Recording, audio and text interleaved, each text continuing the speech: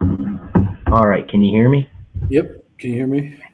I'm just gonna get on my phone and check my YouTube and my Facebook. Um,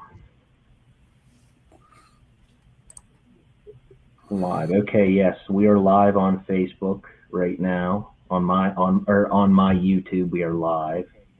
Can you hear me better now? I just went to my earbuds. Yeah, I can hear you pretty good. And now let me check Facebook just to be sure. So I see it immediately. Boosted Solutions was the first thing. I just opened up my. Yeah, we are live. Nice.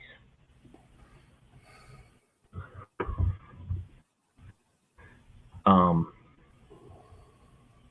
so is if anybody is catching this right now, this is just a test for tomorrow night. We're trying out some new streaming software. Hopefully, to make things a lot better, we're going to be able to stream to Facebook and YouTube at the same time. We're trying out some new streaming software. Hopefully, to make things a lot better, we're going to be able to stream to Facebook and YouTube at the same time. We're trying out some new streaming software. Hopefully, to I make gotta things a lot figure out better, how we're to. going to be able to stream to Facebook. Okay.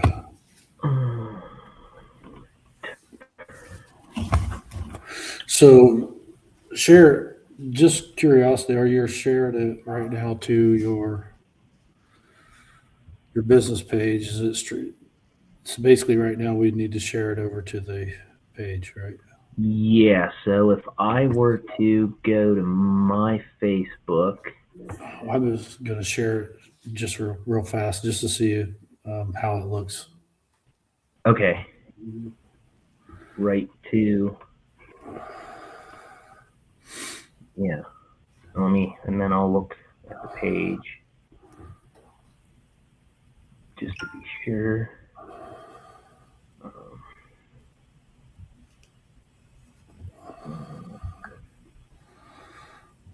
Let me go to the page right there. Yeah. It's a Okay, it's showing it. yeah. That's not bad. That's, No, I think we got that locked down. yeah, and then yeah, that should be just about perfect for tomorrow night, I would Actually, think. no, it didn't. It shared your post. It didn't share the Oh, live. it didn't share the actual live. Let me share this. Actually, no, I didn't. It shared your post. It didn't. I shared the wrong thing. Oh, it Let didn't share the actual live. me Oh, share. I see what you okay. You shared my field Well, trip to. that's the link I went through to get to the. So let's see. Oh, I got you. There it is. Perfect. And Let me then see. I could even, if I went to my Boosted Solutions live, then I could probably, where are we at here? I could probably,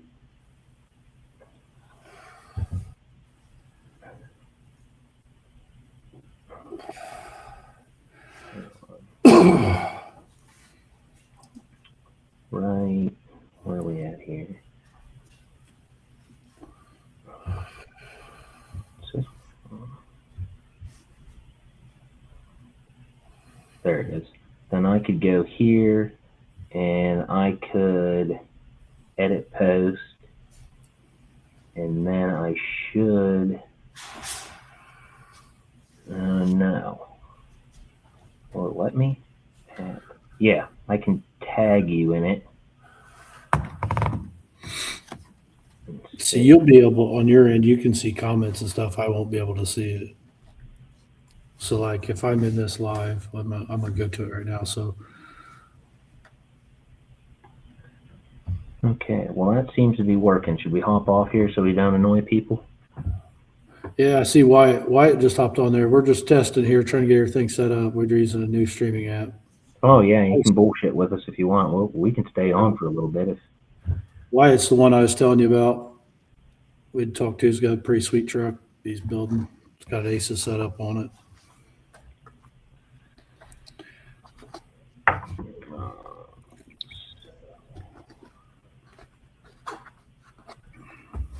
Yeah, we're trying to get things set up. We're using a new streaming app and trying to figure out how to make these things happen so we know what we're doing for tomorrow.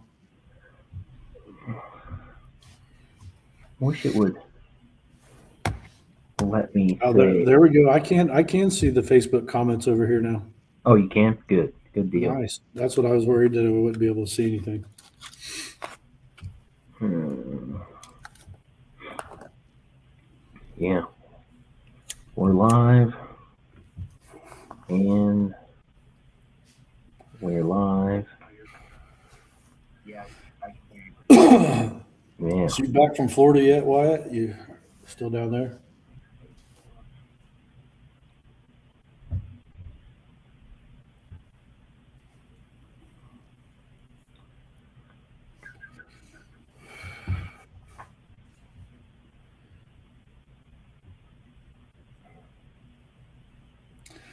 Oh man, I know this. I've had my butt kicked this week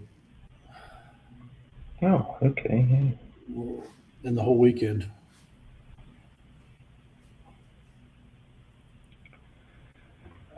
Perfect. Yeah. Did you that post you accidentally shared? Did you see that I got the idea with how HP tuners, how you can set it to lock up in third and not shift, Yeah. and do a basically a dyno pool with HP tuners. So I did that with my car because I have a manual valve body and lockup switch. So I just got her up into third gear and locked it up and did a kind of like a dyno pool down the highway on a nice flat stretch. Yeah, I literally, when I got on here live with you, the customer had just left. Like I was trying to get over here around 9 o'clock, and that didn't happen. Yeah, that's how it goes, though.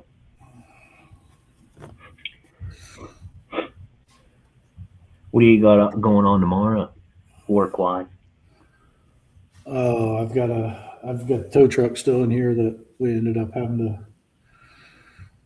pull the exhaust manifold and turbos on it. Should have hopefully have parts tomorrow for it. I've got a Jeep that eco diesel I was telling you about. Uh, the There's a vacuum solenoid. There's a vacuum pump on those, and a solenoid that controls the EGR valve.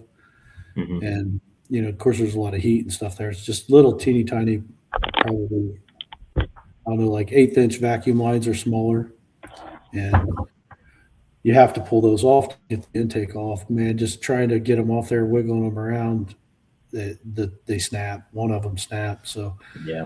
it's all back together, but you can't run it without that being able to control that EGR. So it should be here like Tuesday. So it's literally going to take like 2 seconds to finish it, but it was supposed to go out Gotta play Friday. the waiting game. Yeah. So it's always something. This week has been like, you go in there after one thing and you find more, and yeah, you want to fix it. Yep, go ahead. You know what I mean? While it's Hmm. there, so you know, and it's just me here, so I am looking for some help. I mean, I'd like to. I honestly, like, I don't have enough room to support another technician until I get the shop built. So, I mean, Soon though, you need to start accepting applications now. I mean, I would be happy just to find somebody, maybe want to work part time, or even, somebody, possibly even a younger guy, vocational school, or somebody that wanted to. Make a really good you know summer job, co-op job, something for somebody, sophomore, junior, senior, doing the doing like a vo tech kind of thing or something. Possibly somebody that's planning on going over to maybe over to Ohio, Uno, or something like that. Hmm. I do a lot, mainly diesel stuff, but I work on. I mean, I was working on a car stereo all weekend. Um, we do the fuel injection and all this stuff. Do the tuning. I do. I mean, I kind of pick and choose. I stay away from a lot of the front wheel drive cars and that stuff. I will do for some people, but in Yeah. existing customers. But I really try to stay away from a lot of that stuff. Is it's sometimes it's easy work, but it's not what I've got tools for. It's not what I really Right. do. That's where I come from. I come from the automotive and then move toward the diesel trucks and stuff, and that keeps me pretty overwhelmed. Oh, I've I got a believe. 1990 Ford out here, fire truck. It's got 20,000 miles on it, big block Ford. Thing's cherry. The transmission's just gone in it. Pretty neat truck. Yeah, it's getting a transmission, so that's coming in. Then I've got a Ford truck out here that I need to get in and try to figure out what's going on with it. It's got some pretty crazy issues on a 7.3. So it's mainly diesel stuff. So I mean, if somebody wanted to learn and hang out, and I'd be willing to teach somebody, especially even a younger guy that maybe just has a desire for it, maybe not the experience. I can say, Right. hey, that knows how to, could turn a wrench and work a little bit independent. Be like, take this, and this off, and when you get to that point, come get me. Yeah, showing this day and age, showing up for work's the main thing. That's a lot of what I. Show up and be willing to learn. It's a good problem. I'm a little overwhelmed with it, but there's, I've been in a where you're standing around waiting for work. Like, man, I wish somebody'd call and need something done. So, the first Yeah. 6 months there, I had, last year around November to the beginning of the year, from November to January, I was like, man, maybe I should have stayed at my job. You know, Yeah. Yeah, I'm sure. Yeah, I'm sure that's probably a scary thing sometimes, when first breaking out like that. yeah, and you're not getting a paycheck, and you don't have anybody calling. That's pretty scary. But Yeah. right now, I'm pretty well booked for the month. I mean, for sure. Then by the end of this month, hopefully you'll be booked for the next month. Well, hopefully, I have a little bit of time. I need to get that boat in there. I got some of my own projects I need to get done too. But Yeah, you need to definitely need to get that boat ripping. I was planning on starting going and getting it, and possibly starting that this weekend. But yeah, that's not happening. Hopefully, this week I'll get unburied a little bit and free up some time. But I've lived in the shop this last week. I mean, been some Hmm. long hours. That's part of it. Also, before we actually went live, I said about that TPS and map transfuels on the ACES Mhm. software. So what I found is actually that original 1D table that's all wonked up looking for TPS WOT threshold. Mhm. I was experimenting with that, like I told you, where I set every value to the same for throttle position. I ended up going back to that default table, and what I did was instead of having it all spiky, I smoothed it up, and then I actually I was having problems where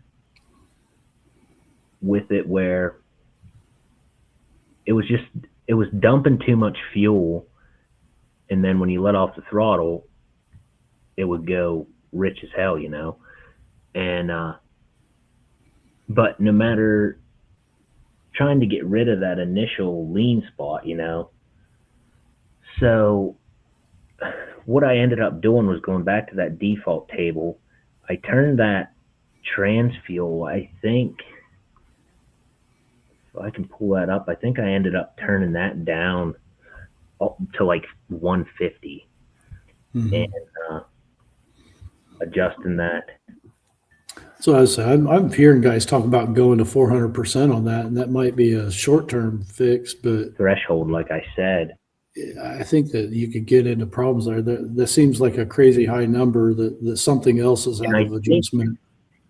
the reason I'm pretty well convinced that the reason people are ending up having to go that high is because they're not adjusting, they're not making a proper curve on the acceleration enrichment versus TPS table. They're And that's leaving, what we were talking about the other day. I said, yeah. something else needs to be adjusted because I can't imagine any parameter need to go from whatever the default. What's the default? 150 or something? I don't remember. Um, From the wizard. Actually, the wizard one on my car was like 50. Is it 50? Yeah, so 50 be like the way the numbers work with aces is kind of screwed up compared to other stuff, but I would believe 50 to be 50% less. yeah. Yeah, I don't know. I'd have to mess around with it a little bit. So My kind of brain fried right now too, but yeah, I know what you're saying. been one of them weeks. But yeah, I don't see any time. I mean, in my tuning experience through other platforms, I've never seen any reason that you need to go No. 400% on something without something else being out of whack. Something else is So causing you to need to go overcompensate. I have Does mine it up work? It probably does. It probably helps, here. right off It the does rip. work, but then what you have is you're going if you're say you're going from idle to half throttle or whatever, quick snap. You're having that lean spot there that you're trying to account for by adding all that fuel. So what happens without changing that curve on the acceleration enrichment versus TPS table, then it's dumping so much fuel that it's accommodating that lean spot, but then when you let off the throttle, it's going extra rich. It's just you have to get the curve right and the values right on that acceleration enrichment table, and then kind of start adding in that TPS fuel is where I'm at. I'm still messing around with it. I had my car out a little bit today. It's running pretty good, but it still needs a little bit of tweaking on them tables.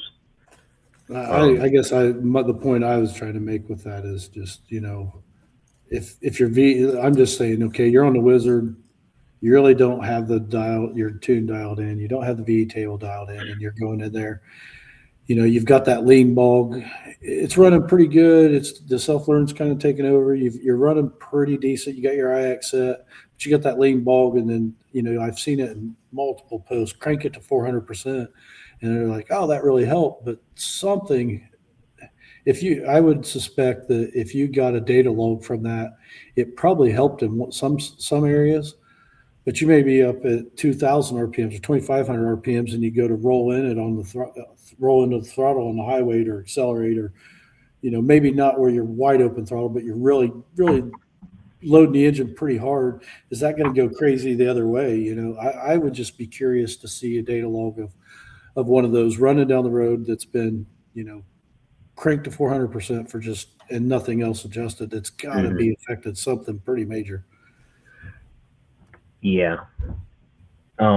I ran mine. I may be wrong on that too, but I've until I see a data log of it, I'm kind of hard to convince. You know what I mean? You got to see a data. Data means everything to me. Yeah.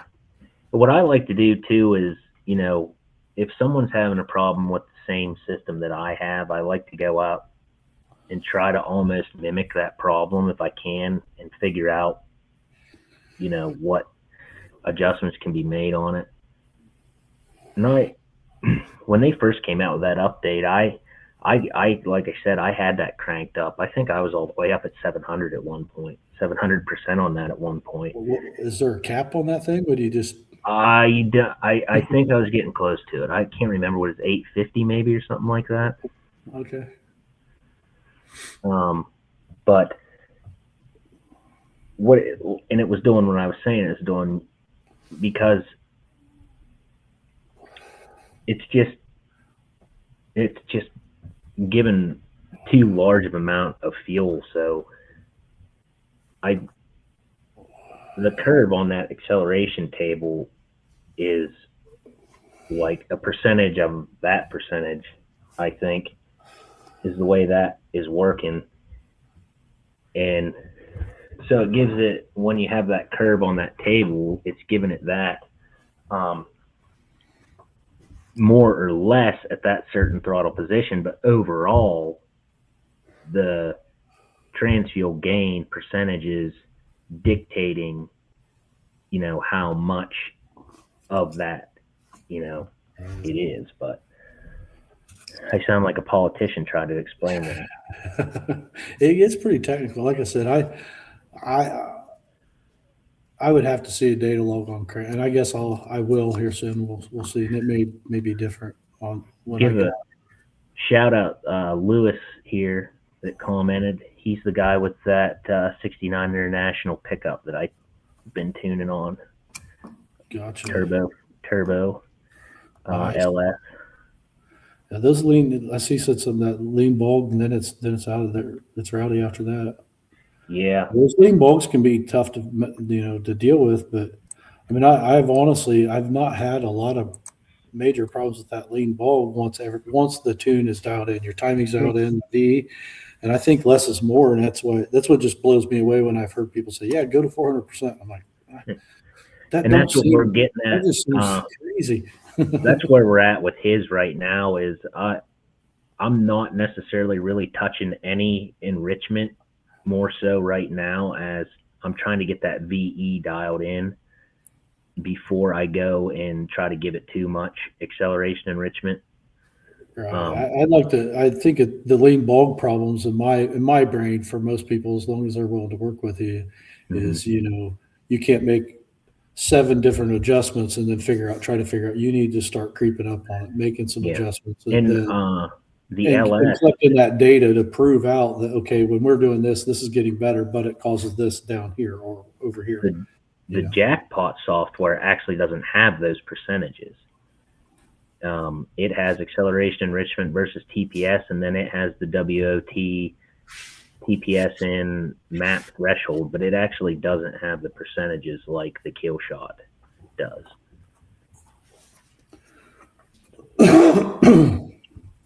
And they did it, in my opinion. Aces definitely did something right with that jackpot. As far as the system, cost of the system, ease of installation, and how good you can actually get them to run, I definitely think Aces did well with that jackpot. I think the two. I've just had a customer send me a data log, or not data log, but a tune file on his.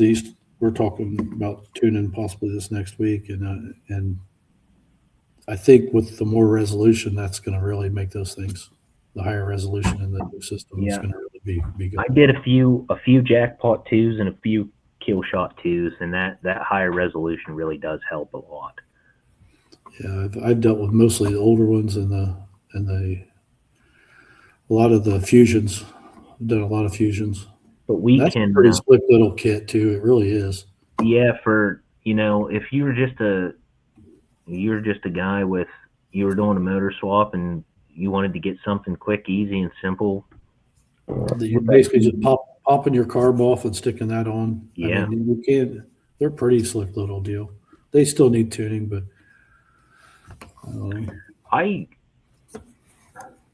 I'm not just saying this because I'm a tuner.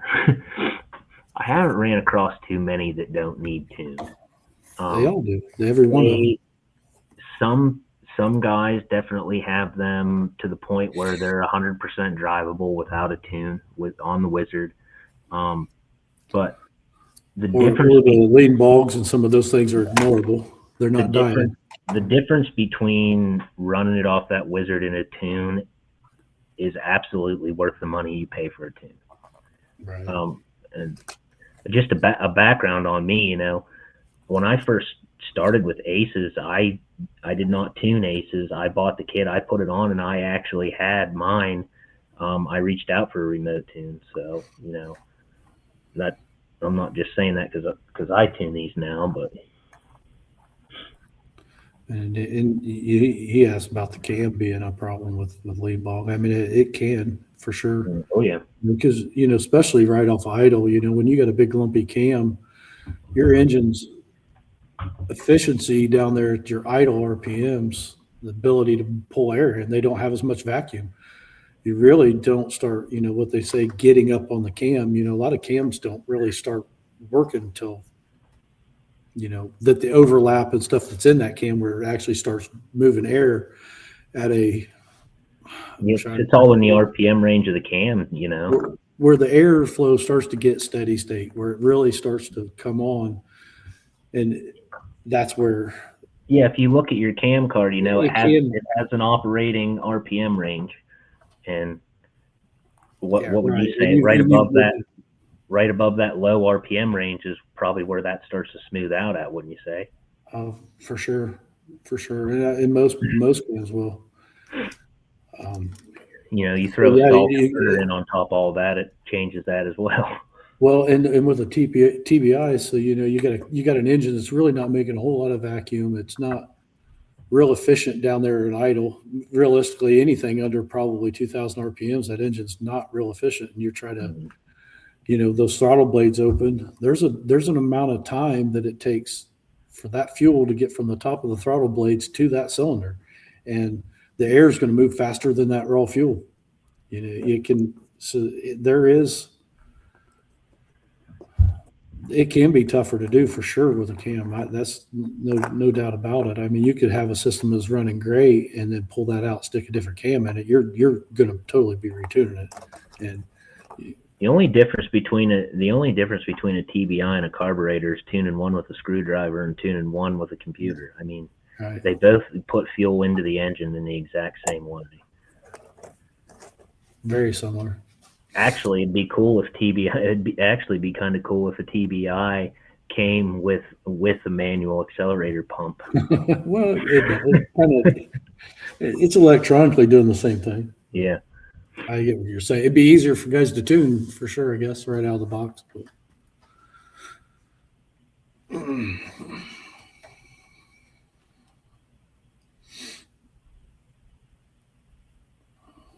I was reading this comment here. Me too.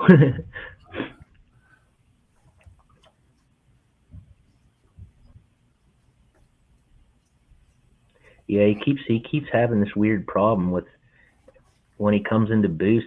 His tires make this weird smoke. He can't figure it out.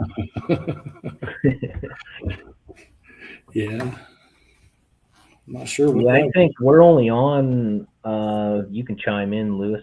I think we're only on revision 2, maybe. So there's plenty more to come with that. I think the lean bulk stuff is the hardest thing probably that Besides a cold start, I, I the cold starts I've really not fought too much. It's the lean bulk can really, be pretty tough to fight I on those haven't fought. TDIs. I really have not fought cold starts on jackpot really whatsoever. But kill shots are a little different. That's where I wish I could teleport and be there in person on a cold morning. Yeah. And you really, unless it's wintertime, you really only get one good cold start of the day. Yep. Yeah. Even if you do one in the morning and you come back, engine's still not as stone cold as it was after it sat overnight.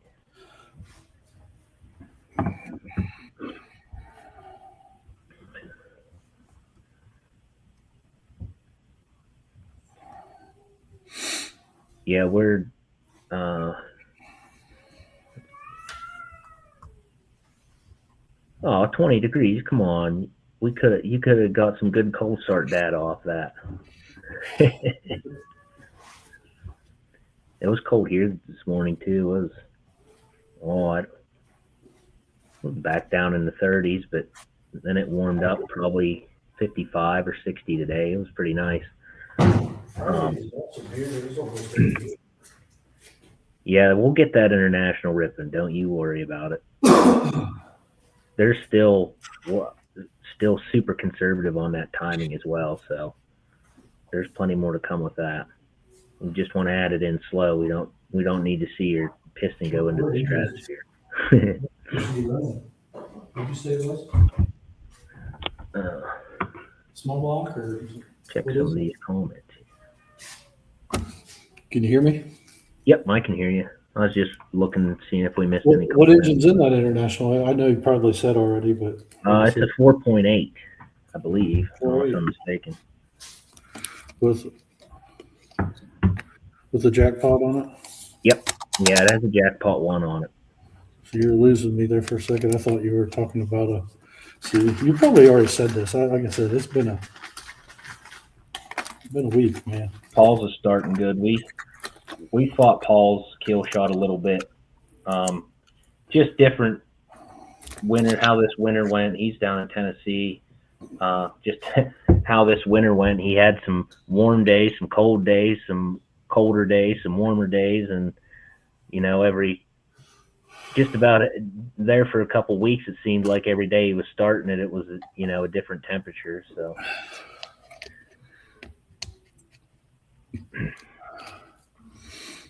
he commented on there about the battery voltage not being the same on the handheld as on his gauge, and he put some extra ground straps on, and I did it much? I did a revision on it yesterday, and he said it's running a hell of a lot better than it was. So. How much was it? You seeing like a volt or two, or were you seeing quite a bit of difference? I think he was seeing almost a 2-volt drop. I think he was reading 14.1 on his gauge, and sometimes 12, as low as 12.5 on his handheld, I think. Those grounds do make a huge difference, and size of wire too. That always helps. I've seen guys run every ground that they have all to the same spot. You take like a bell housing bolt, and everything's grounded there. Yeah.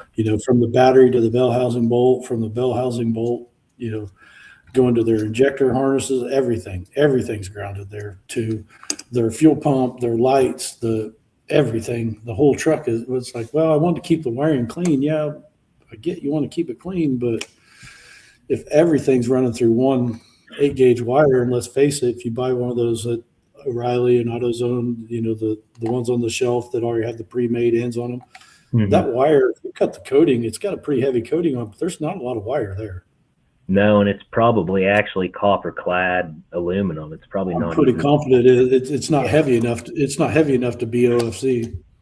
I didn't know a lot about like actual wires and stuff, and at one time I had ran a bunch of that copper-clad aluminum, and I ended up reading about it, and I swapped back over to pure copper wire, and the difference was astounding. It is. Things worked faster, better voltage, brighter lights. I'll never run that crap again.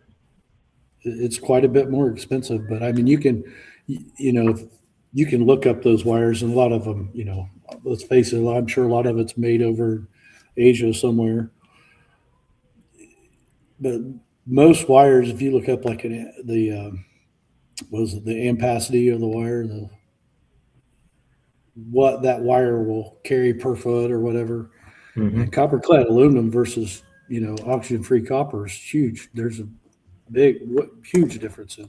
That's another good point, talking about wires, plug wires too.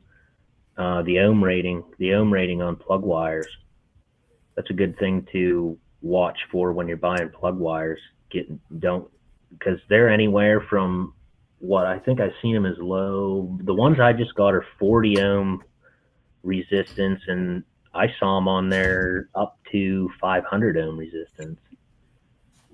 Well, I think 500 ohms, probably more so a solid core wire, I would But you say. take some of that wire, the a oxygen free copper of, let's say, an 8 gauge wire, to carry that current, the resistance in that wire to carry that same amount of current, or its ability to, you may have in a CCA or copper coated aluminum, copper Mhm. clad, you may need to go to a 1.0, Yeah, a 0 gauge or wire to 1.0, to carry what a 4 gauge wire could possibly carry, especially the longer the run. CCA is not bad if you were making maybe a short run. right. And underneath the hood, temperature is kind of a Yeah, problem with that stuff too. It seems like, I think that, and I think if you go look at those charts, they're rated in, what the ampacity is per foot, but it also, there's temperatures there. So the higher the temperature, it loses or has more resistance. So it loses its ability to carry. If it's rated for 300 amps at 200 degrees, it may only be rated for right. 200 amps, whatever, Yeah, that changes where copper, or the oxygen free copper, doesn't have as much. There is a change with temperature, but not nearly as much. not as drastic yet. Probably handles a lot more heat. That's all the grounds on I made. I had just over the years, uh, I bought. I have three different welders. Plus, I had I had my own lead when I used to weld, and I had a bunch of big, heavy duty copper welding leads laying around. I ended up making my all my grounds out of 0 gauge welding lead. Yeah, yeah, What did that work great? Better than having to buy it. yeah. It's expensive. It is pricey, but I think long term it's worth it, because you don't have to question it as much. You don't have to be like, man, is that causing my voltage drop? I mean, seeing, especially like you're talking about, Paul seeing 2 volts across from his battery voltage, with the multimeter, tested it there versus what the handheld's reading. I would only assume that thing, the ECM has a pretty good voltage sense in it. If there's that much across to what the ECM seeing, definitely a problem. Yeah, I mean, it should be. I mean, We're talking point two. Maybe you shouldn't be seeing, maybe up to half a volt, but you shouldn't be seeing 2 volts. There's something else causing a problem there. yeah. I believe he said that those grounds fixed it.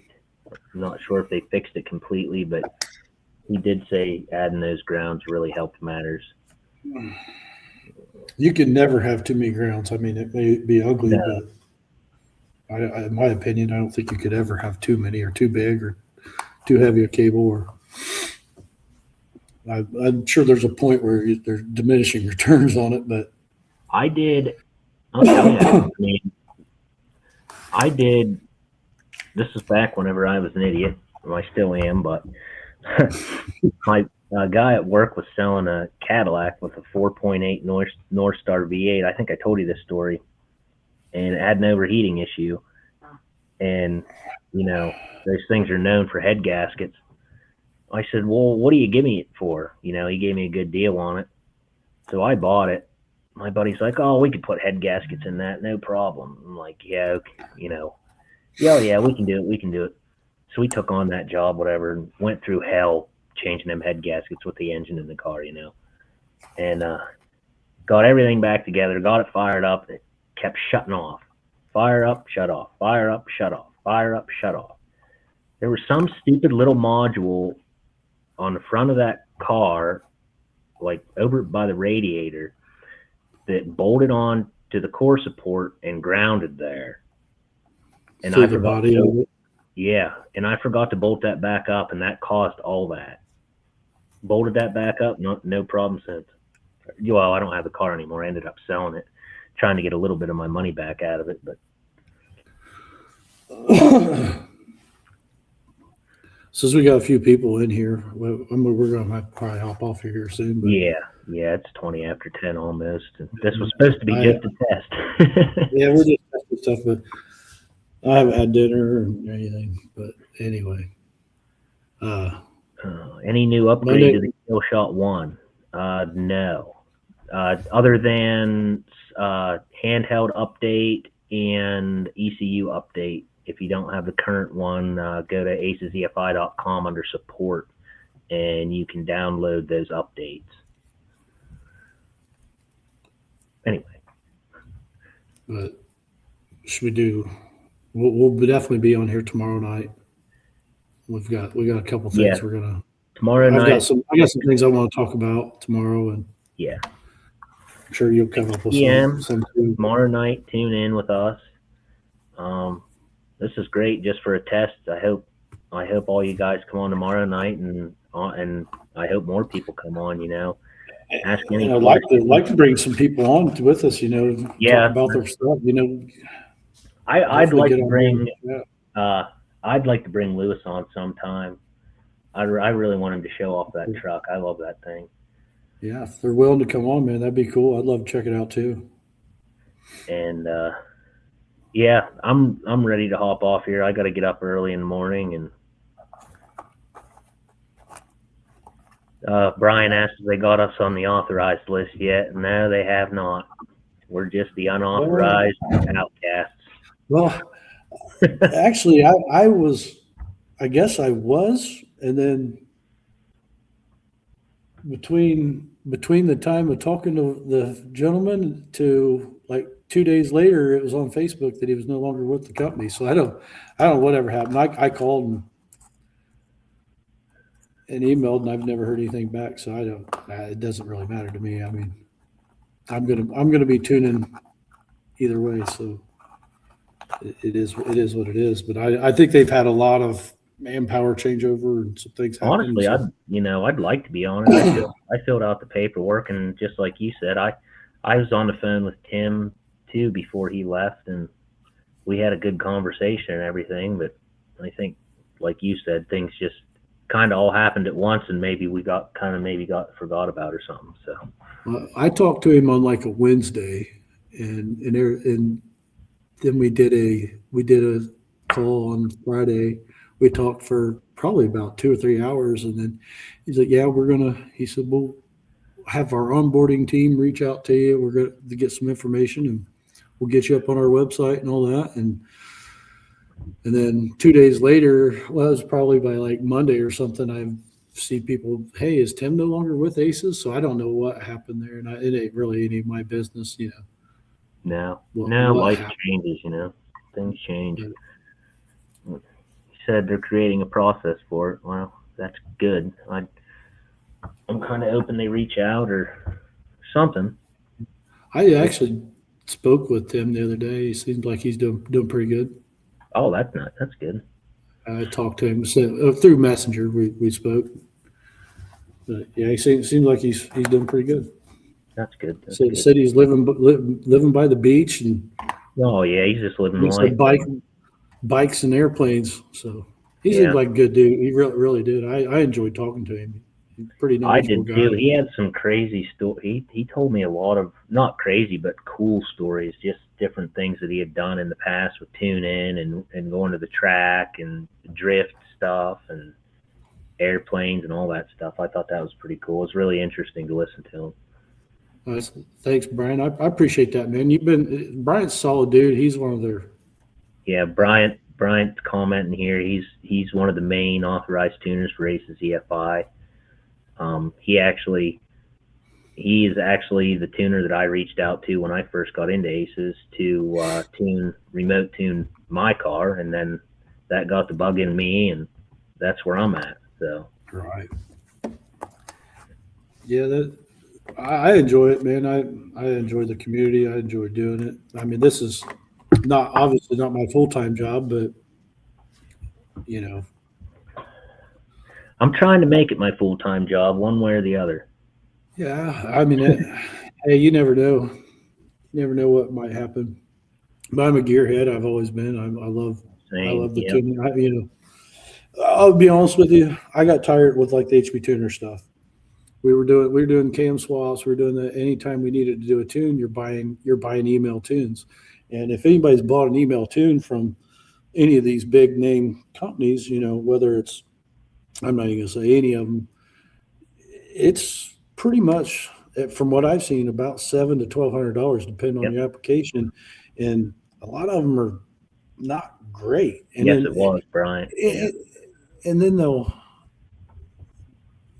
say, well, do a data log, and you'll data log it and you'll send it to them. And those guys, I'm sure, are overwhelmed, but it's 2 or 3 days. You get a response. Here's a revision. So for me, if you've got a customer's vehicle and you've just done you've done a big cam swap, you've done all this, and next thing you know, you're sending out a data log.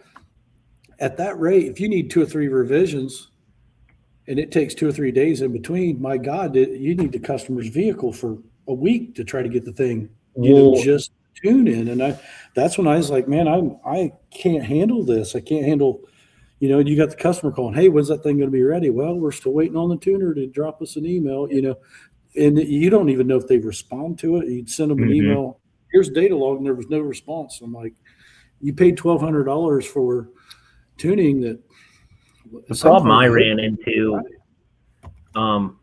with So I you started know tuning myself. I just said, screw it. yeah, I'm gonna learn how to do it myself. I'm the problem with I the ran HP tuners. into with see you, Bryant. Have a good one.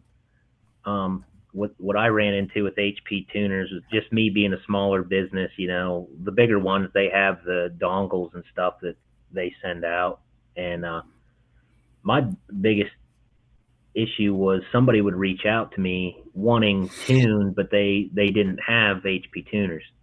So especially on an LS, an older like a Gen 3 or even a Gen 4 LS, you're gonna have $400 in the dongle.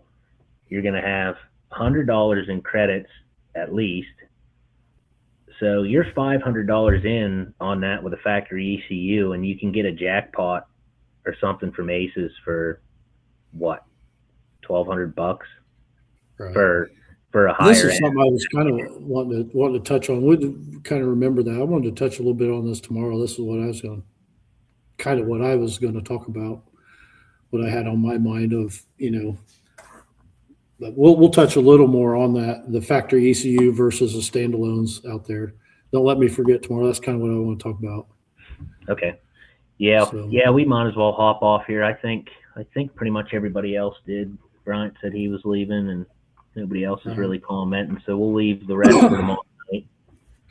but yeah, don't let me forget that. That's kind of what I wanted to talk about. But Yeah, and that's give that's my definitely a good thing 2 cents to on talk. whether anybody wants it or not. Yeah, so we got Josh asked for. Yeah, heck yeah, Josh. Yeah, Sounds great. yeah. If we reach Just out let to us one know of when us, you're around. and we can make some time for it. We only have our Monday night streams.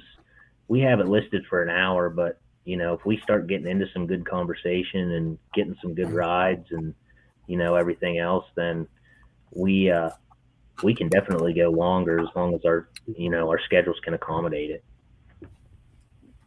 Right. But definitely like check some of these builds out, man. Everybody's got some cool stuff, and Yeah, usually there's pretty good stories to go along with them things too. So, but yeah, I yeah, agree. I'm gonna have to hop off here too, man. It's time for me Yeah, to get off my feet for a few hours before I got to do it all over again. My boss will be cracking the whip. yeah, yeah. But yeah, tune in tomorrow night with us. We're gonna do the same exact thing we're doing right now tomorrow night, 6 p.m. Eastern time, and bring your questions, bring your rides, whatever. It might take us a second to try to figure out how to add Yeah, we're still another. learning this part. Yeah, we're still kind of learning this system, but we got this far, so we can figure that out too. So I'm gonna end it with that. We'll talk to everybody tomorrow night. Right on. You stayed on here for a second.